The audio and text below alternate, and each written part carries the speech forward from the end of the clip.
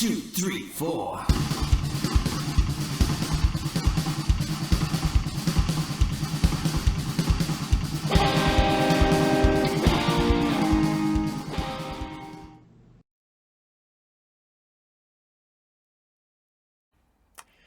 Good morning, good afternoon, good evening. Welcome back to another review from Roy's Reviews, and today we have a kit review for you. Yes, today we are having a look at the Geek Vape L200 with the Geek Vape Z 2001 series Subohm tank. That's what it is.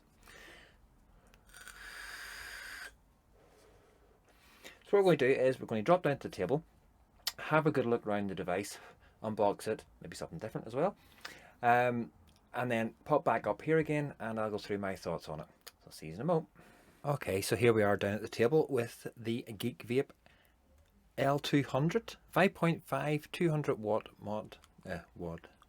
mod in grey, and you can see a picture of the device and the tank on the front. On this side we've got Geek Vape social media, Geek Vape on the top, Geek Vape on that side, and Geek Vape on the bottom. And on the back we have got the contents, which is the Geek Vape Aegis L200 Aegis Legend 2 with Z Subohm 2021 tank, smaller and lighter. The indestructible beast is back with a full screen display and brings its amazing flavour boost with leak-proof top airflow system and larger air slots. It holds a long battery life with dual 18650 battery, supports up to 200 watt power output. And you got all the details about it there, and an IP68 rating. So we are going to try it underwater. Shockproof, larger airflow, and the package contents is the mod, 1 atomizer 5.5, 2 Geek Vape Z series coils, 1 pre-installed which is a 0.2, best between 70 and 80, spare coil 0.25 which is best between 45 and 57. And you have got all the other details, and you've got your scratch and check for the authenticity. Take the sleeve off and you get this fantastic Geek Vape hard cardboard. Take this off and you have the device underneath. It says it's grey. I do see signs of purple as well in this, in grey, and your nice green leather, but we'll set the device to the side for the moment. We'll have a look at that in a minute or two. Get the packaging off. You have then also in here you have got your Subohm tank. I've been using it, hence why there's still liquid in there. And you get a box of spares. In here you have got your USB type C charging. I like the way Geek Vape have also gone with their colour branding on here with the orange in the inside of both those. You get a spare glass, which is a bubble glass, and you get this little baggie with loads of O-rings, and in case you need it to get the coil out, you also get a little coil tool there as well. You get your spare coil as it says, and you also get a little bag of silica. Okay, so here is the device itself.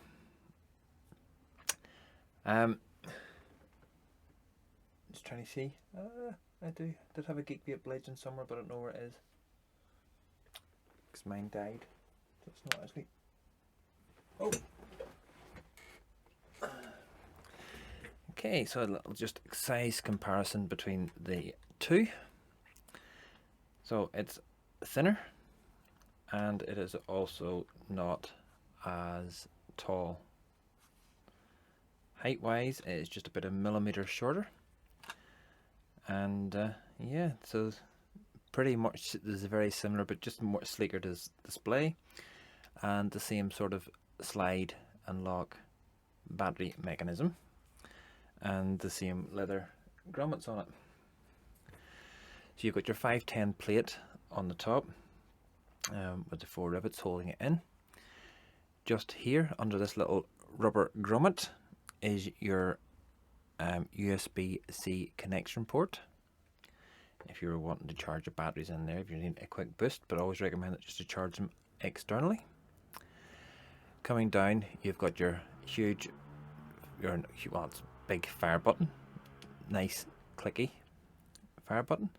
You've then got your up and down wattage down here. Down in the bottom, you have got your battery. So it's just a matter of release, click back and release, and it has also got positive and negative markings on there, nice and clearly, which is good. I don't think it has down in the inside. It does. So it's also got the positive and negative on the battery down in the inside.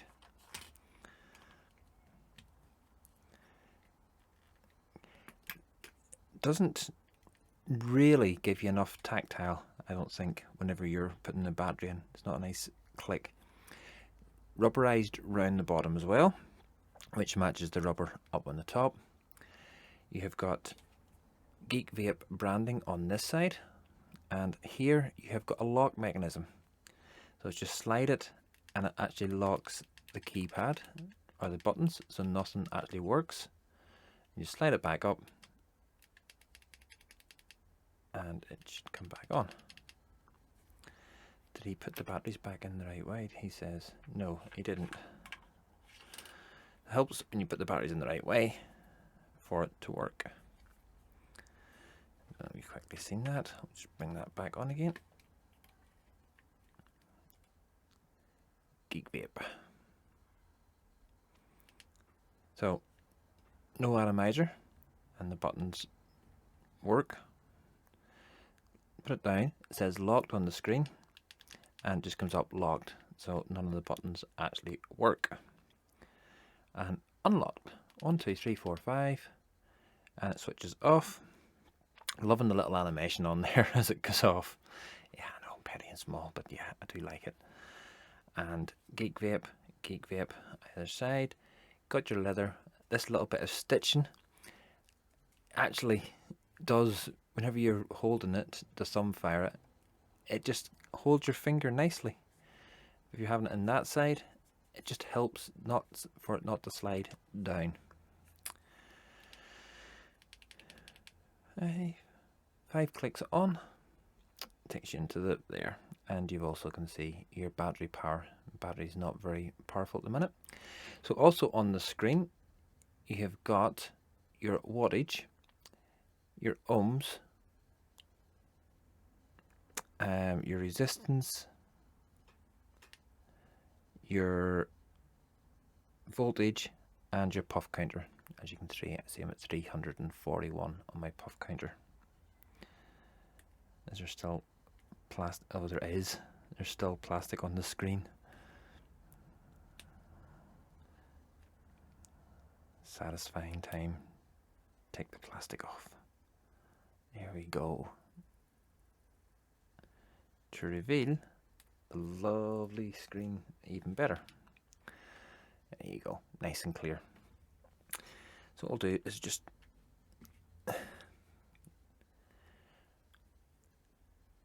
so when you go 1, 2, 3, takes you 1, 2, 3, takes you into your menu. You can go to power, puff resistance,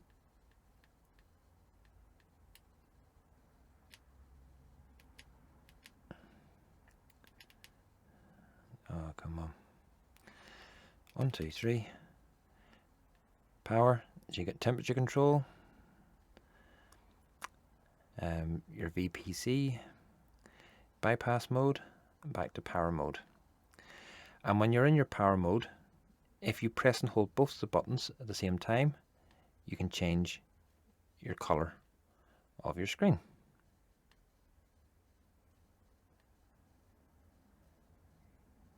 I like the blue.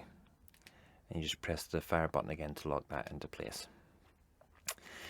So what we're going to do is just to show that this works when it's been submerged underwater. Now, I haven't pre-tried this before, so we're going to try it now. Bring some water into shot.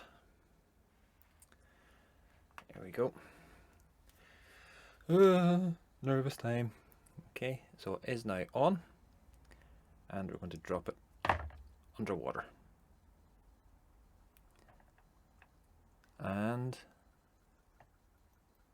you can see that there is still life in it. That no atomizer. I did hear some bubbles bubbling in. I don't know if that's gone into the battery compartment or not. So let's quickly just dry this off and check in the battery compartment. Take the water out of the way. So dipped under water, it does work. And the batteries, and there is water has got into the batteries. Now I don't know how safe that is going to be. It's, you heard, seen the wee bubbles going in. Oh, there's bits. Hey. So water has got into the battery compartment, but there's nothing really in there that can get to anywhere else. I would recommend that if you do drop it into the water, is to make sure you just get it out as quick as possible, and then dry it off thoroughly. Take that back out of the way again. So it does still work, and there's still water on there. Okay, so let's move on to the Geek Vape tank, 21 Subohm tank, and the size, it's 26mm, so from there 26, and not including the drip tip, so up to there it is 42.5mm, 5mm capacity. Your spare glass that you get with it is only a 3.5mm, and it's an 810 style drip tip with an O-ring in the inside, and you've got the Z coils in it. Okay, so there's one coil already in here, which is the 0.2 coil, and this is the one that I have been using. So it's just a matter of screwing the base off, and then you can get your fingers in, or you can use the wee tool and get the coil out. So this is the 0.2, and as you see, it is the it has been used.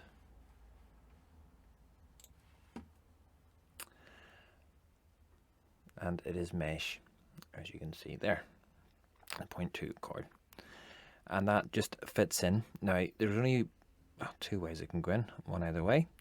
As you can see at the sides of the coil here, there's a little lug there. Those coincide with the little lugs on the base here of the deck. So it just slides in. As soon as you've got it in, you push it in, and then it sits firmly in like so. And then you just screw the base of it back on again, like so. And then on the top here,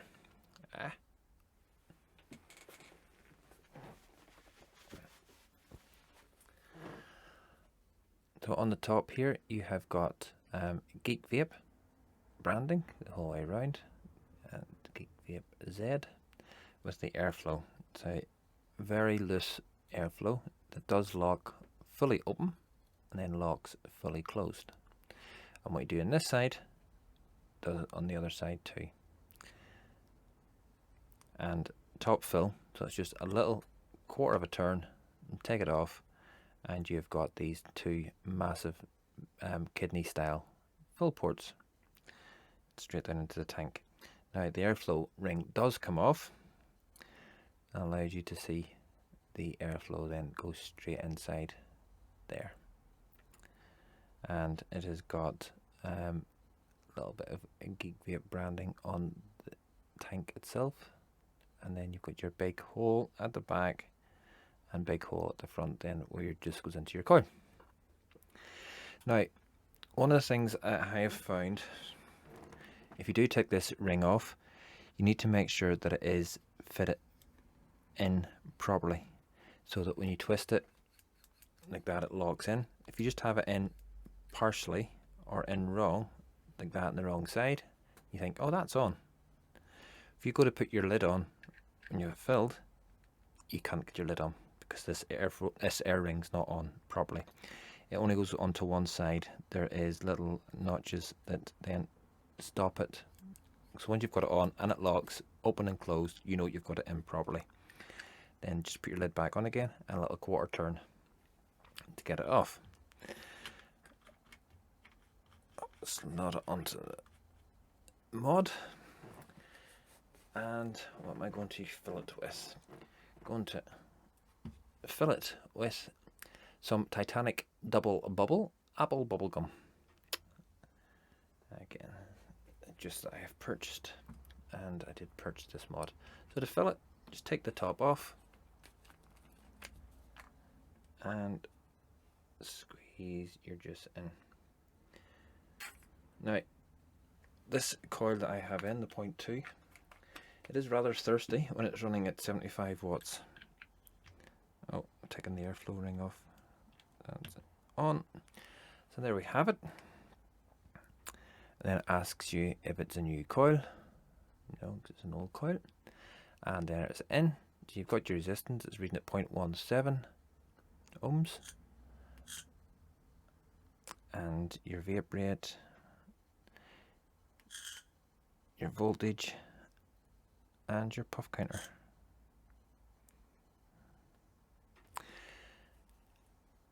So that's it. I'm not going to go through all the others.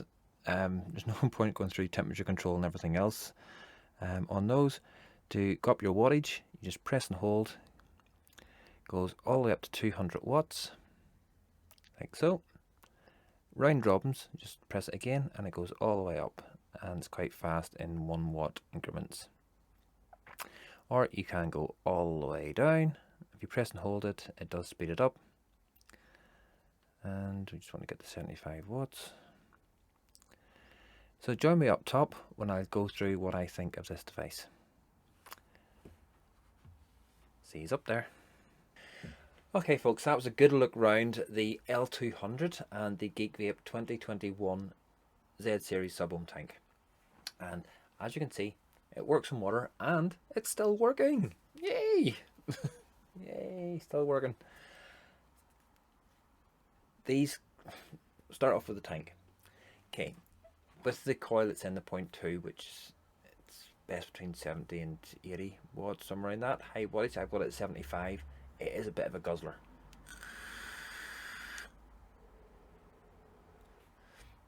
Massive clouds of it, but you're getting decent flavour. It's not jipper flavour by any means, but for a Subohm tank, it is really good flavour, and the coils are, it's holding up well. The coil is really well. That's the airflow fully open, so let's close the airflow down to almost closed. There we go, as you can see.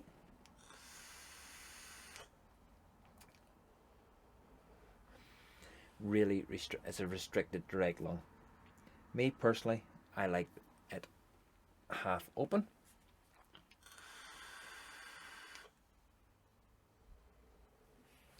Still gives you plenty of vapor, but it increases the flavour that little bit, which is really, really good. And you know, it's non-TPD compliant because it's got the bigger glass with it, but it looks lovely on top. The mouthpiece, okay, it's a standard 810 drip tip. You probably could just put your own drip tip on there if you really wanted to. I'm just trying to see if I've got one about. Can't get it off.